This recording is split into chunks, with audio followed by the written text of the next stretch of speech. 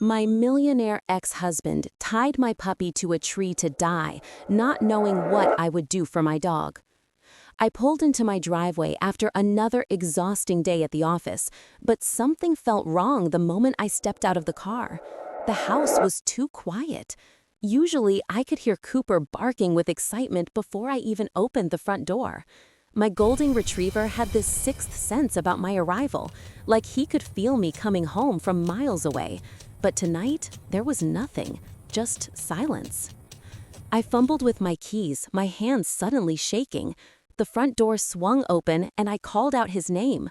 "Cooper! Cooper, baby, where are you?" My voice echoed through the empty hallway. I dropped my purse on the marble floor and ran through every room. The kitchen, the living room, the den, upstairs to my bedroom. Nothing. The house felt hollow without his presence, without the sound of his paws clicking against the hardwood floors or his tail thumping against the furniture. My heart was racing now, pounding so hard I could feel it in my throat.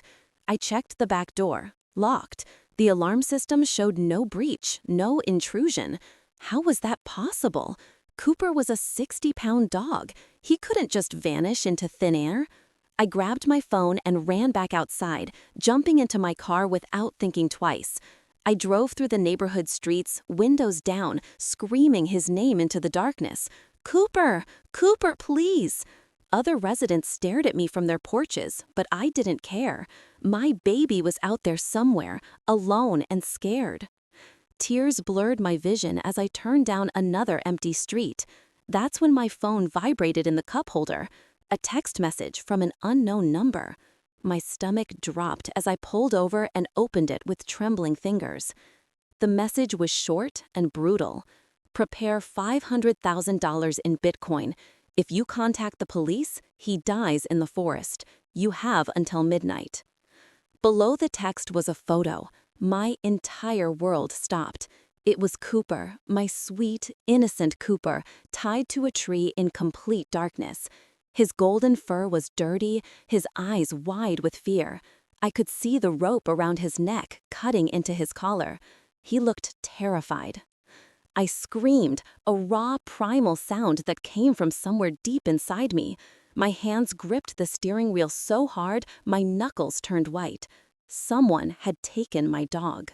Someone had stolen the only living being I trusted completely, the only creature who loved me unconditionally, and they wanted $500,000 to give him back. Before we dive in, tell us in the comments which city you're watching from, and don't forget to rate this story from 0 to 10 at the end. Now, let's continue.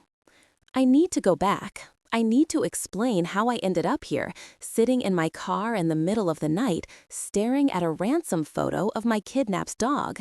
Because this wasn't random. Nothing in my life had been random for a very long time. My name is Layla Harrison, and I'm the CEO of Harrison Industries, a manufacturing company my father built from the ground up 30 years ago. I took over the position after my divorce, after I finally escaped from a marriage that almost destroyed me. That marriage was to Michael Bennett, a man I thought I loved, a man I thought loved me back. I was wrong on both counts. I met Michael 7 years ago at a charity gala in Manhattan. He was everything I thought I wanted. Tall, handsome, successful. He owned a real estate development company and drove a Ferrari. He wore $1,000 suits and knew all the right people. He was charming, confident, and he pursued me relentlessly. Within 6 months, we were engaged. Within a year, we were married in a lavish ceremony in the Hamptons that cost more than most people make in a lifetime. I was so blind, so incredibly naive. I thought his obsession with money and status was ambition. I thought his need to control every aspect of our lives was just him being protective. I didn't see the red flags because I didn't want to see them. I was in love with the idea of being in love, with the fairy tale, with the perfect life we were supposed to have together. But fairy tales don't exist, not in real life. Michael controlled everything, our bank accounts, our social calendar, even what I wore to events. He made me quit my job at my father's company, said it wasn't appropriate for his wife to work. He wanted me at home, available, decorative, like a piece of furniture in his expensive penthouse overlooking Central Park. I became smaller and smaller, quieter and quieter, until I barely recognized myself anymore. The penthouse was beautiful, I'll give him that. Floor-to-ceiling windows with views of the city, imported marble everywhere, designer furniture that cost more than cars. But it was a prison, a gilded cage where I spent my days alone, waiting for a husband who barely came home, and when he did, barely acknowledged my existence unless he needed me to play the role of the perfect wife at some business dinner. He cheated. Of course he cheated. Men like Michael always do. They think their money gives them permission to do whatever they want, to treat people like objects they can use and discard. I found out about the first affair 2 years into our marriage, then the second, then I stopped counting. Each time I confronted him, he would gaslight me, tell me I was paranoid, insecure, crazy. He would buy me jewelry to shut me up, expensive pieces I never wore because they felt like chains. The breaking point came when I discovered he was embezzling from his own company, hiding money in offshore accounts, committing fraud on a massive scale. I found the documents in his home office one night when he was out with one of his mistresses. Bank statements, fake invoices, evidence as money laundering. I couldn't believe what I was looking at. The man I married wasn't just a cheater and a narcissist. He was a criminal. I filed for divorce the next day. He laughed in my face, told me I would get nothing, that he had the best lawyers money could buy. But what he didn't know was that my father had even better lawyers. And my father had been waiting for me to wake up for years. The divorce was brutal. Michael fought me on everything, tried to destroy my reputation, spread lies about me to anyone who would listen. But in the end, I got out. I walked away with my dignity, my freedom, and the one thing I demanded in the settlement: my grandfather's mansion in Greenwich, Connecticut. The house I grew up visiting every summer. The house filled with happy memories from before Michael Bennett ever existed in my life. That was a year ago. 1 year of peace. 1 year of rebuilding myself. 1 year of learning to be Layla again, not Mrs. Michael Bennett. My father gave me the CEO position at Harrison Industries, not because I was his daughter, but because I was qualified, because I was smart and capable and ready to prove myself. I threw myself into the work, into making the company thrive, into showing everyone, including myself, that I was more than the broken woman who crawled out of that marriage. And I got Cooper. Sweet, loyal, perfect Cooper. I adopted him from a rescue shelter 6 months ago, and he became my world. A 5-year-old golden retriever with the gentlest soul and the biggest heart. He had been abandoned by his previous owners, left at a shelter when they moved, and decided he was too much trouble to take along. The moment I saw him, I knew he was meant to be mine. We were both survivors, both learning to trust again, both healing from our past wounds. Cooper saved me in ways I can't fully explain. He gave me a reason to come home every day, a reason to smile, a reason to feel love again. He slept at the foot of my bed every night. He greeted me every morning with his tail wagging and his whole body wiggling with joy. He didn't care that I had been broken. He didn't care about my past. He just left me, purely and completely. And now someone had taken him from me. But here's what the kidnapper didn't know.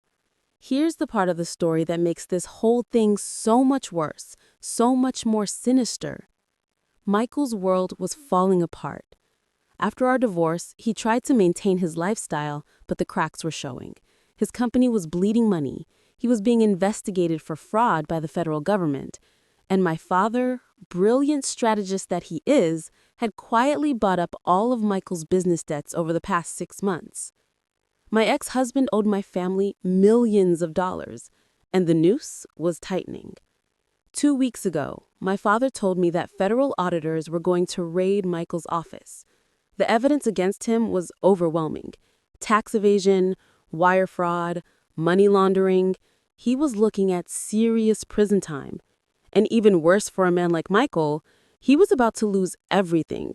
His penthouse, his cars, his reputation. All of his assets were being frozen by the government. He couldn't touch his money, couldn't access his accounts.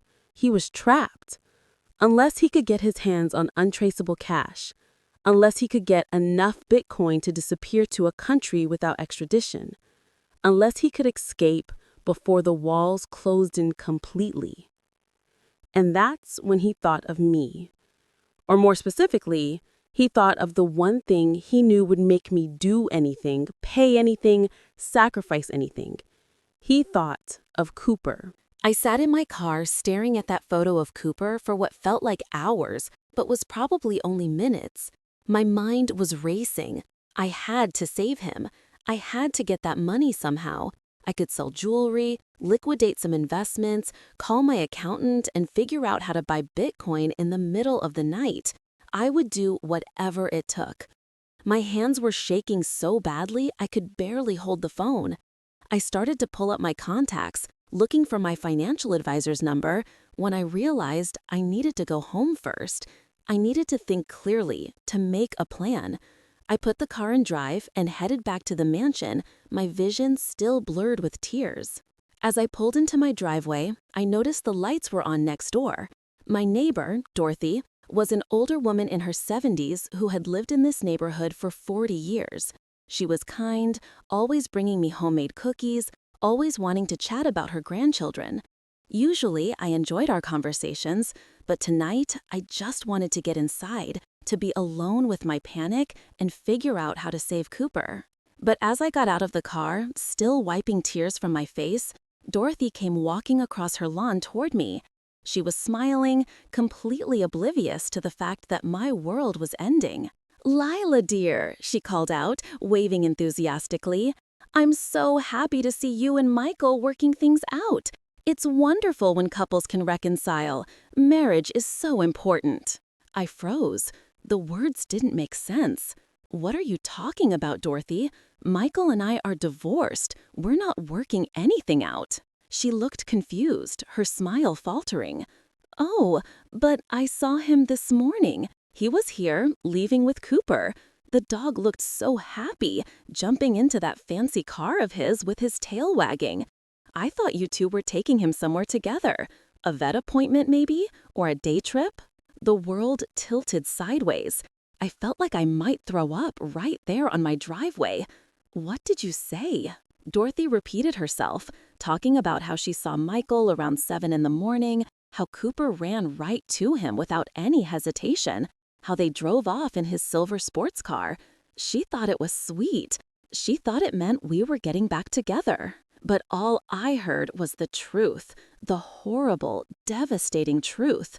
This wasn't a random kidnapping. This wasn't some stranger who broke into my house and stole my dog.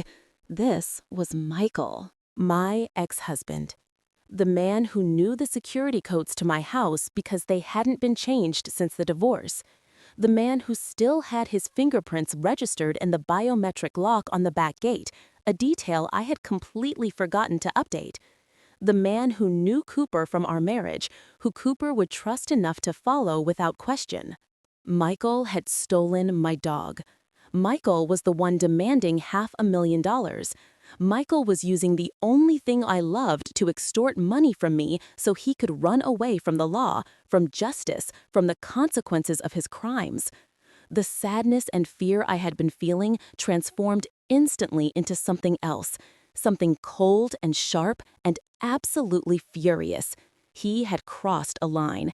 He had gone after an innocent animal, a defenseless creature who had never done anything to him. Cooper had no part in our divorce, no part in his financial collapse, no part in any of this. And Michael had tied him to a tree in the forest to use as leverage. I thanked Dorothy quickly, probably too quickly, and practically ran into my house. I locked the door behind me and immediately called the one person who could help me, the one person who had been waiting for Michael to make exactly this kind of mistake. I called my father. Robert Harrison answered on the second ring. "Layla, what's wrong?" I told him everything. About coming home to find Cooper gone, about the ransom demand, about Dorothy seeing Michael that morning, about the photo of Cooper tied up in the forest. My voice broke multiple times, but I got it all out. There was a long pause on the other end of the line. When my father spoke again, his voice was completely different. It was the voice he used in boardrooms when he was about to destroy a competitor. It was cold, calculated, and absolutely terrifying if you were on the receiving end of it. I knew he would try something. My legal team froze all of his accounts this afternoon. He's desperate, and desperate men do stupid things. But this is beyond stupid. This is criminal. And it's going to be the mistake that puts him away for decades. Dad, I don't care about putting him away right now. I just need to get Cooper back. He's out there somewhere, scared and alone, and I need to find him before it's too late. Layla, listen to me. You're not paying that ransom. Michael is bluffing. He won't hurt Cooper because Cooper is his only leverage. If the dog dies, he has nothing to bargain with. But more importantly, we're going to find your dog before Michael even realizes we're looking. Come to my office right now. We have work to do. I grabbed my keys and drove to my father's office building in downtown Greenwich. It was nearly 10 o'clock at night, but the lights in his executive suite were blazing. When I walked in, he had already assembled a team. His head of security, a former FBI agent named Thomas, his lead attorney, Patricia, and a young woman with purple hair sitting behind 3 computer monitors who was introduced as Rachel, his cybersecurity specialist. My father didn't waste time with pleasantries. We're going to track Michael down using every resource at our disposal. We don't need warrants, we don't need police permission. We just need to find him, get the dog back, and make sure he can never hurt you or anyone else again. Rachel was already typing furiously on her keyboard. She pulled up traffic camera footage from around my neighborhood. Within minutes, she had identified Michael's car, a silver Porsche 911, leaving my street at 7:15 that morning. She tracked it through multiple cameras across 3 different towns. He went east toward the Pine Barrens Forest Reserve in New Jersey, she said, pointing at the screen. That's about 45 minutes from your house. Heavy forest, barely any cell service, perfect place to hide someone if you don't want them found. He spent about 30 minutes there, then drove back west to a hotel near Newark Liberty Airport. She pulled up more footage showing Michael checking into a budget motel, the kind of place that doesn't ask questions if you pay in cash. He was probably planning to wait there until the ransom was paid, then drive straight to the private airfield where he had likely arranged for an illegal charter flight out of the country.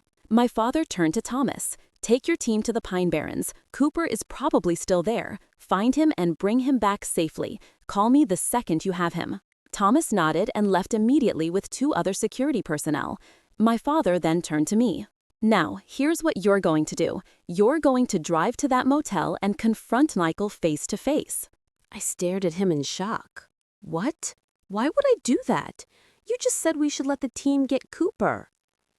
Because if we call the police now and have Michael arrested, he'll make bail within hours. He still has wealthy friends, offshore accounts we don't know about. He'll lawyer up and this will drag out for months.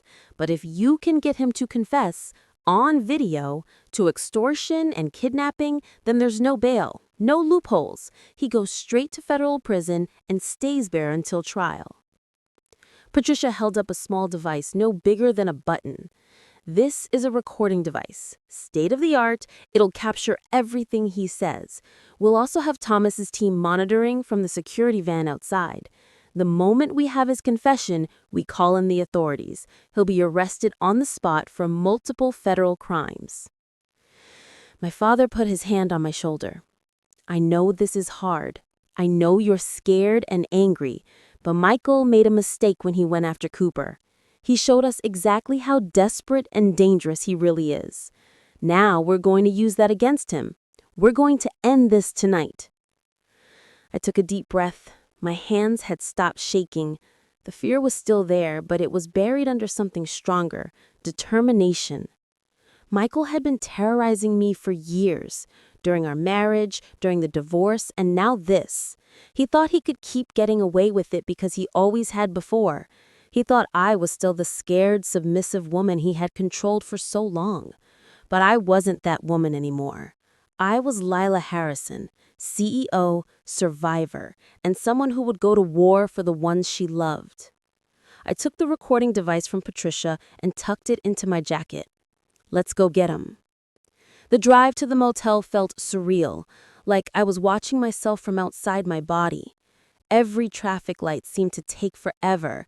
Every turn felt like it was leading me deeper into some alternate reality where I was about to confront the man who had terrorized me for years, the man who had just committed the ultimate act of cruelty against an innocent creature. I followed the GPS coordinates Rachel had provided, and with each passing mile, the neighborhoods got worse.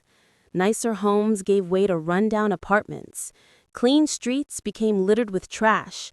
And finally, I pulled into the parking lot of the Starlight Motel, a place that looked like it had been forgotten by time and decency. The motel was exactly what you'd expect from a $40 a night establishment. The neon sign flickered erratically, with half the letters burned out so it just read Star Moel. The stucco walls were stained and cracking. Several of the doors had numbers missing. The parking lot was cracked asphalt with weeds growing through, and the cars parked there ranged from beat-up sedans to vehicles that looked like they might not run at all. This was where Michael had ended up, the man who used to refuse to stay in hotels rated less than 5 stars, who had once made us leave a resort in Cabo because the thread count on the sheets wasn't high enough. Now he was hiding in a place that probably had bed bugs and roaches, surrounded by people who paid by the hour and didn't ask questions. The irony was almost poetic. A year ago, Michael was sleeping in a penthouse worth $15 million with Egyptian cotton sheets and a view of Central Park. Tonight, he was hiding in a dump near the Newark airport, waiting for ransom money so he could run away from the consequences of his own greed and criminality. My phone rang as I sat there in my car, staring at the motel.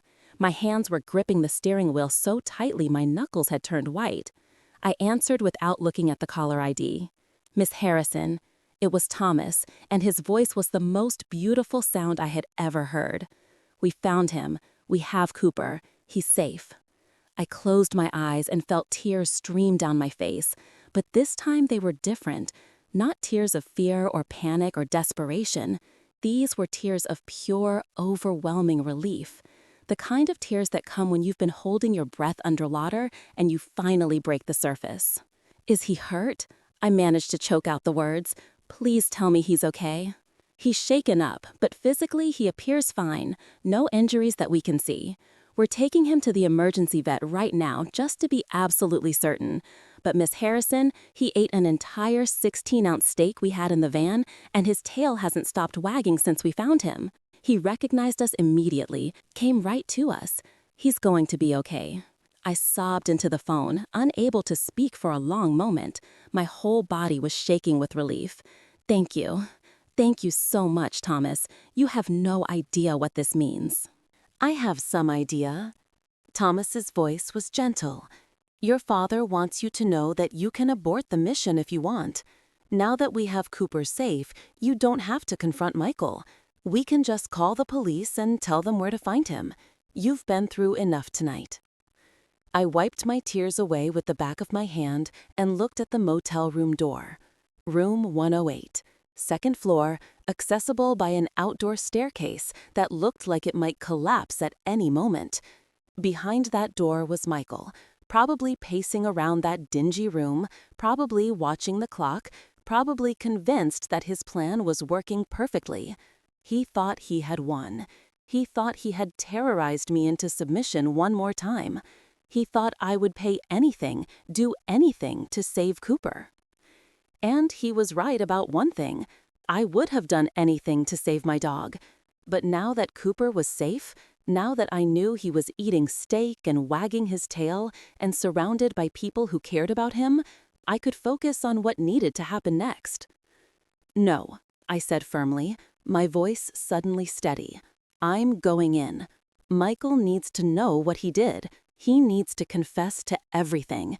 And he needs to see my face when he realizes that he didn't win, that he'll never win again. Are you sure? Your father is worried about you confronting him alone. I'm not alone. You're out here. My father's team is listening. And I have something Michael doesn't have anymore. I have the truth on my side.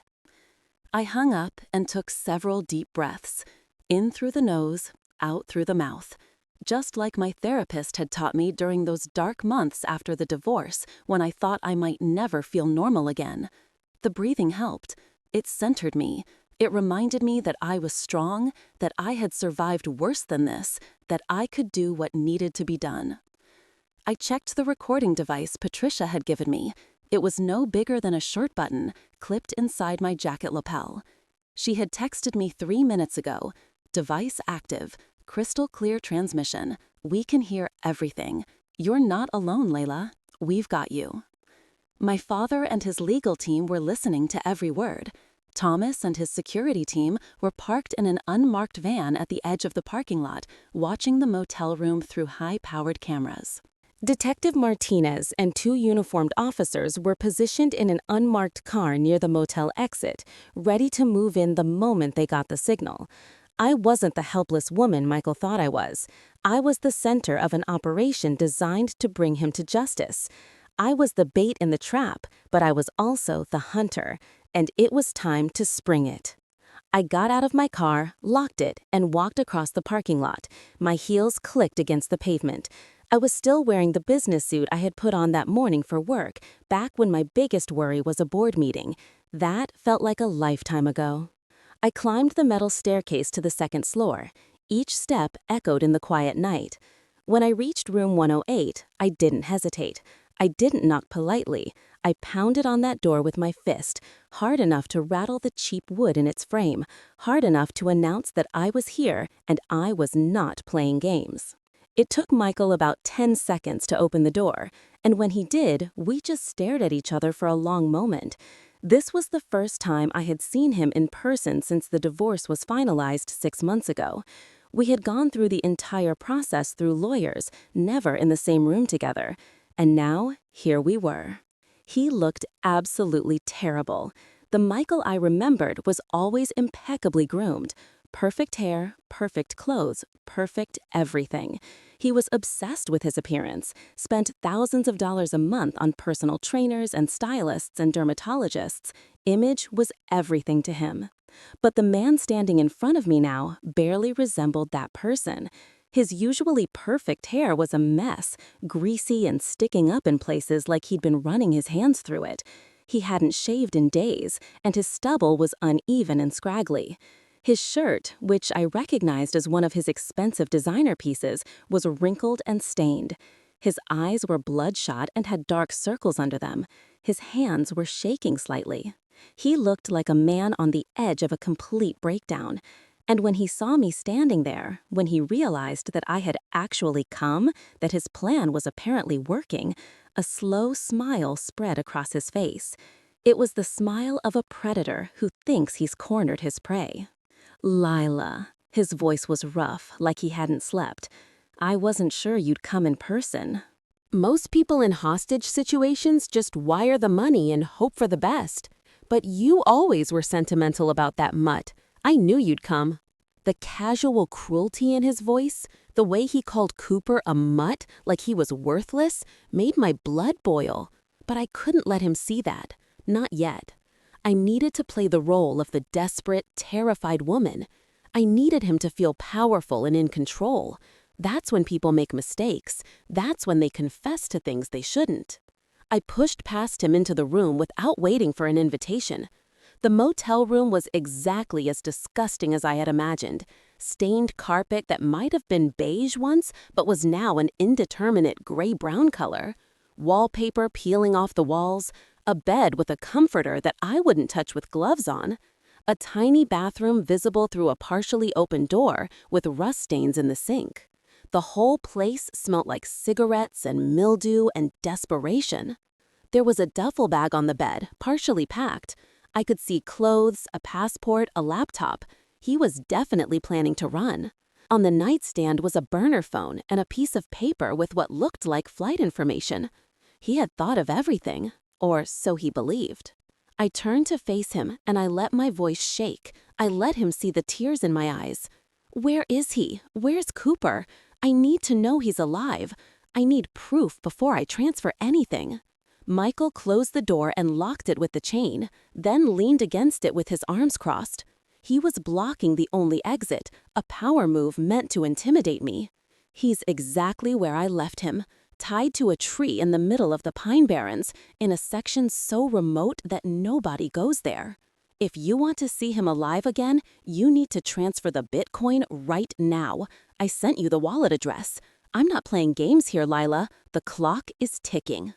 I pulled out my phone with hands that I deliberately made shake. Show me the account number again. Show me exactly where to send it. I don't want to make a mistake. He rattled off a cryptocurrency wallet address, a long string of numbers and letters that I pretended to carefully type into my banking app. My fingers were moving across the screen, but I wasn't actually entering anything. I was stalling. I was giving him time to talk, to brag, to confess to everything he had done. Michael started pacing the small room like a caged animal. He kept glancing at his watch, at the burner phone, at me. He was nervous, desperate, and desperate people talk too much. Michael, please. I let my voice break, let the tears spill over. This is everything I have liquidated, all my savings, my jewelry sold, everything. My father doesn't even know I'm doing this. Why are you doing this to me? Cooper never did anything to you. He's just an innocent animal. He loved you when we were married. He trusted you. He laughed, and it was one of the coldest sounds I had ever heard. Why? You really have to ask me why? He spun around to face me, and I could see the rage in his eyes. The rage that I had seen glimpses of during our marriage, but that he had always tried to hide behind his charming facade. Now there was no facade. This was the real Michael, the monster beneath the expensive suits and fake smiles. Why? Because you and your father destroyed my life. You took everything from me, my company, my reputation, my money, everything I worked for. Did you think I was just going to let you win? Did you think there wouldn't be consequences for ruining me? I fought to keep my voice steady. Cooper has nothing to do with our divorce or your business problems. He's just a dog, Michael, an innocent creature who never hurt anyone. That animal is your weakness, Michael was yelling now, his face turning red. I watched you during the divorce. You cared more about keeping that stupid dog than you cared about the settlement money. You loved that animal more than you ever loved me. So yes, I took him. I took the one thing you actually give a damn about, and I'm using it to get what I need. $500,000 in untraceable Bitcoin so I can disappear before your father's lawyers and the federal prosecutors throw me in prison for crimes I didn't even really commit. His voice was getting louder, more aggressive. He was pacing faster now, working himself up into the righteous indignation that he always used to justify his terrible behavior. In his mind, he was always the victim. Everyone else was always out to get him. Nothing was ever his fault. You want to know the funny part? He was almost laughing now, a manic edge to his voice. That stupid dog came right to me this morning. I parked down the street from your house before dawn, waited for the perfect moment. I still had my fingerprints in your security system from when we were married. You never bothered to change that, did you? Sloppy, Layla. Really sloppy. He walked right up to my car with his tail wagging, jumped in the back seat like we were going on an adventure. He remembered me, trusted me. I drove him out to the Pine Barrens, took him deep into the woods where nobody would ever find him, and tied him to a tree. He didn't even fight me, just looked at me with those big, dumb eyes, like he couldn't understand what was happening, like he thought it was all some kind of game. My hands clenched into fists at my sides. I could feel my nails digging into my palms. I wanted to hit him. I wanted to scream. I wanted to tell him exactly what kind of monster he was. But I kept my face neutral, kept my voice steady. I needed him to keep talking. What if I hadn't been able to get the money? I asked quietly. What were you going to do then? He shrugged, like we were discussing something trivial, like we were talking about the weather or what to have for dinner. Then the dog dies. Simple as that. I'm not going to prison, Layla. I'm not losing everything I built just because some auditors found a few questionable transactions. If that means your precious pet freezes to death or starves in the woods, then that's what happens. I don't care. I never cared about that animal. It was always just a tool, a means to an end. The casual way he said it made my stomach turn. This was the man I had been married to for 5 years. This was the man I had woken up next to, eaten breakfast with, tried to build a life with. And he was capable of leaving an innocent animal to die alone in the woods without a second thought? So this was always the plan? I pressed him, needing him to say it clearly, needing the recording device to capture every single word. You kidnapped Cooper, brought him to the forest, tied him up, and you were going to leave him to die if I didn't pay you? Of course it was the plan. What else was I supposed to do? You have money. Your father has money. That dog is worthless to everyone except you. It's basic economics, Layla, something you'd understand if you had any business sense. I created leverage, and I'm using it. Now, stop stalling and transfer the money before I decide to just cut my losses and leave him out there. I've got a plane to catch in 3 hours. He had confessed to everything, every single crime: kidnapping, extortion, animal cruelty, premeditation, intent to cause harm. Every word was recorded and being transmitted in real time to my father's legal team, to the security personnel outside, to the police waiting for the signal. I had what I needed, but I wanted him to keep going. I wanted him to dig the hole even deeper. How did you even think of this? I asked. How did you come up with the idea to use Cooper? Because I know you. He was almost screaming now. I was married to you for 5 years. I know what you care about and what you don't. You didn't care about the money in the divorce. You didn't care about the penthouse or the cars or any of it. You just wanted that dog and your stupid house. So I figured, if I take the dog, you'll give me anything. And I was right. You're here, aren't you? You're about to transfer $500,000 because you're too weak to let an animal die. My phone buzzed in my hand. A text message. I glanced down at it, trying to keep my face neutral, but inside, my heart was soaring. The message was from Thomas. Package secured. Subject safe and en route to secondary location. Medical evaluation complete. No injuries. Animal is healthy and responding well. Authorization to proceed with phase 2. Cooper was safe. My baby was okay. The relief that flooded through me was so intense I almost couldn't breathe. But I couldn't let Michael see that. Not yet. I looked back up at him, and something in my face must have changed, because his smile faltered slightly. Actually, Michael, I said, and my voice was completely different now. Calm, cold, steady. I'm not going to transfer anything. His smile disappeared completely. What did you say?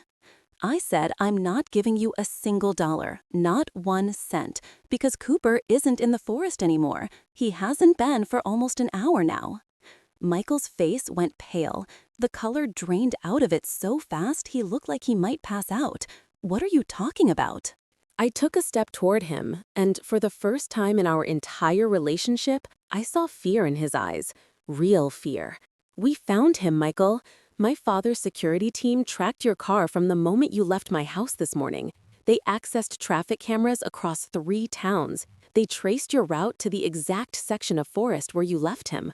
And while you've been sitting here in this disgusting room congratulating yourself on your brilliant plan, they went to those woods and they found Cooper.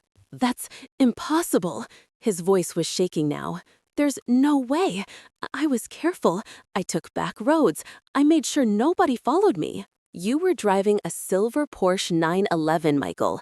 You might as well have been driving a car with neon signs on it.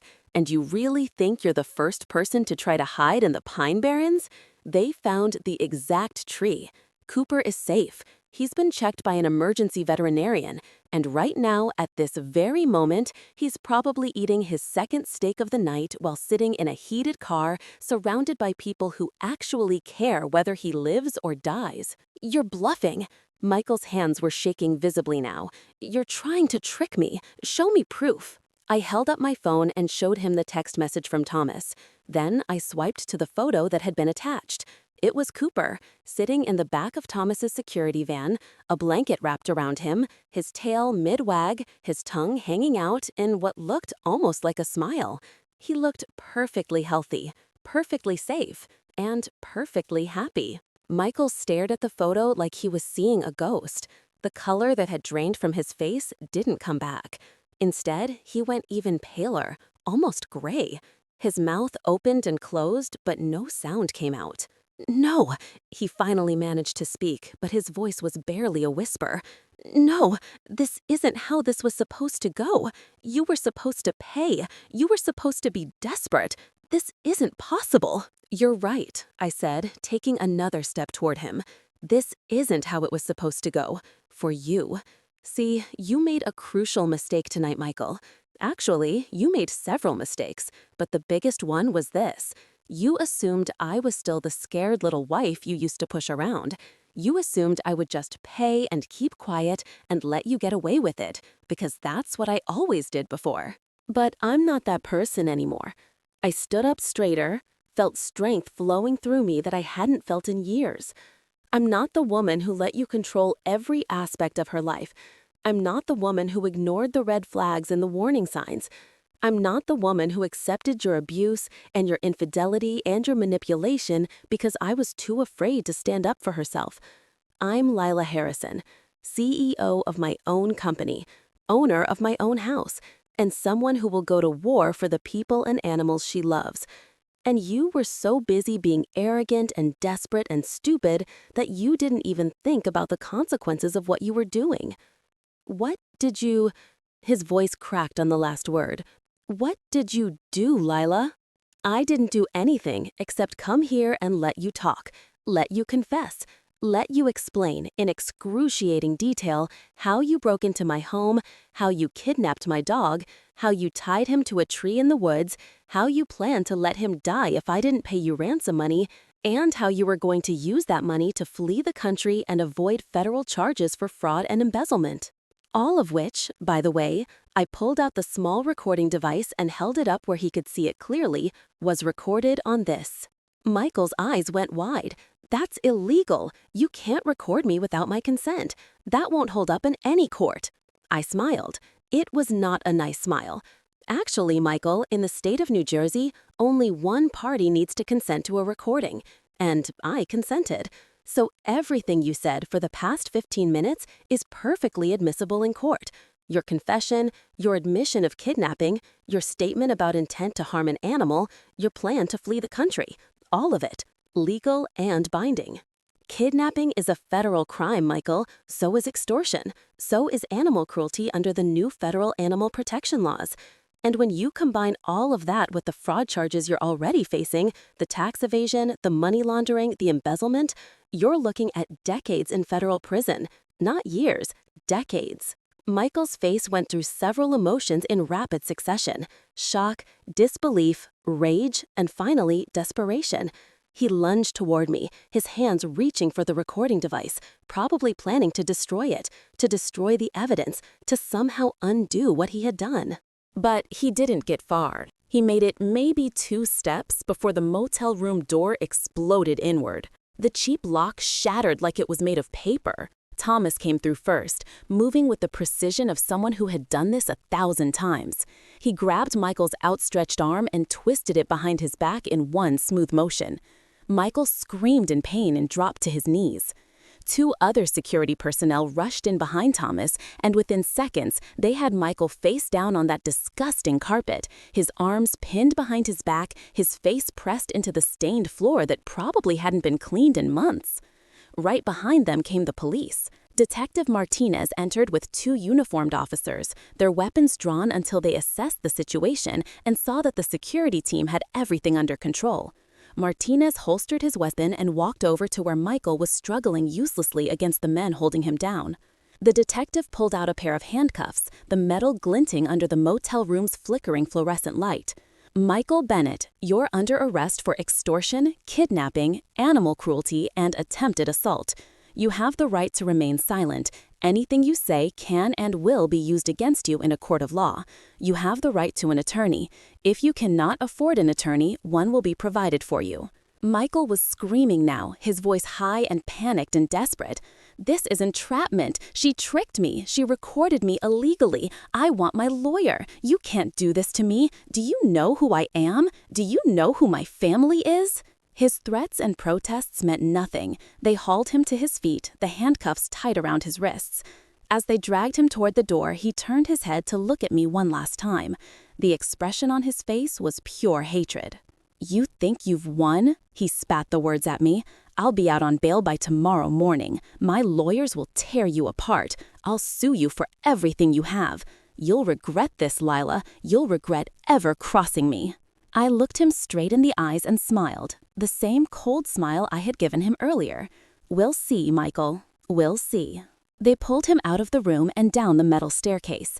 I could hear him shouting all the way to the police car, making threats, demanding his lawyer, insisting this was all a mistake.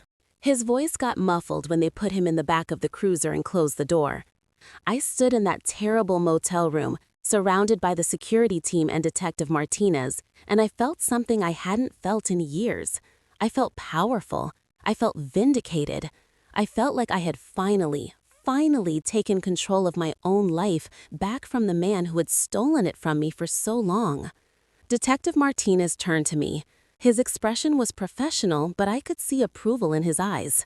"Miss Harrison, we're going to need you to come down to the station to give a formal statement, but I want you to know that between the recording, the physical evidence we collected at the scene in the Pine Barrens, the traffic camera footage, and multiple witnesses, we have more than enough to hold him without bail. The judge is going to throw the book at him. He's not getting out of this one." I nodded, suddenly feeling the exhaustion of the entire night crash over me like a wave. "Thank you, Detective. Thank you all so much." As the police cars pulled away with Michael in custody, their red and blue lights flashing across the motel's cracked parking lot, another car pulled in. My father's black Mercedes. He parked and got out, walking over to me with Thomas following close behind. Robert Harrison looked at his daughter with an expression that was part pride, part relief, and part concern. "You did good, kiddo. That recording is solid gold. My lawyers are already working with the district attorney. Combined with the federal charges he was already facing, Michael is looking at 15 to 20 years minimum, maybe more if they really want to make an example of him. I just want to go home, Dad. I just want to see Cooper." He smiled and put his arm around my shoulders. "Thomas is waiting for you at the house. He took Cooper there about 30 minutes ago. Set him up with blankets and toys and enough treats to spoil him for a month. That dog is living his best life right now." We walked to our cars together, and as I drove away from that horrible motel, I looked back in my rearview mirror one last time. The flickering Star Motel sign, the cracked parking lot, the place where Michael's plan had fallen apart completely. Justice, I realized, wasn't always fast. Sometimes it took time. Sometimes it required planning and patience and the courage to face your worst fears. But it was real. And tonight, it had finally caught up with Michael Bennett. I drove home in a daze. The adrenaline was wearing off, and I felt every emotion all at once. Relief, exhaustion, anger, vindication. But mostly, I just felt grateful. When I walked through my front door, Cooper practically tackled me. He jumped up, putting his big paws on my shoulders, licking my face, whining with happiness. I sank to the floor and wrapped my arms around him, burying my face in his fur. "I'm so sorry, baby. I'm so sorry I let him hurt you. I'll never let anyone hurt you again." Thomas and his team had left food and water bowls set up, along with every dog toy imaginable. There was a note on the kitchen counter from my father. "He's been checked by Dr. Williams at Greenwich Animal Hospital. No injuries, just some mild dehydration. Keep him calm and comfortable for the next few days. And Layla, I'm proud of you. Dad." I spent the rest of the night on the floor with Cooper, just holding him, reassuring him, letting him know he was safe.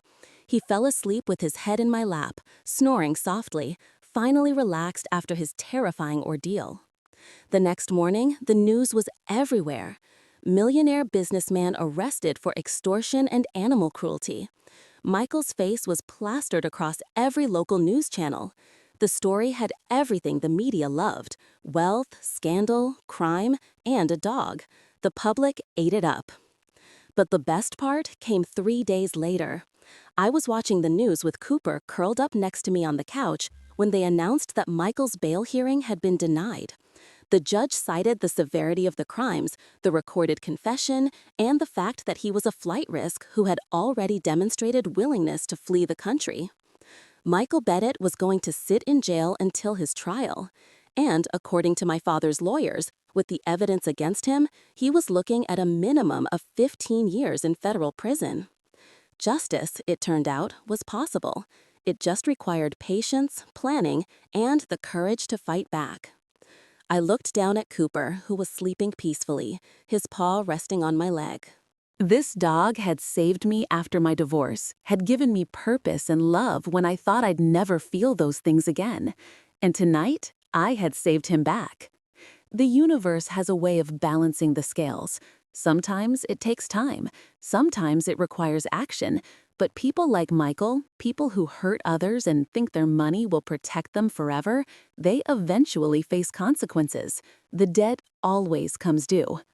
As for me, I was exactly where I was supposed to be, CEO of my company, living in my dream house with my perfect dog by my side. Michael had tried one last time to control me, to terrorize me, to make me feel small and powerless. Instead, he'd given me the opportunity to prove just how strong I had become. Cooper stirred in his sleep and let out a contented sigh. I scratched behind his ears and smiled. We were both survivors now, and we were both finally truly free. Don't forget to subscribe to the channel for more stories. See you next time.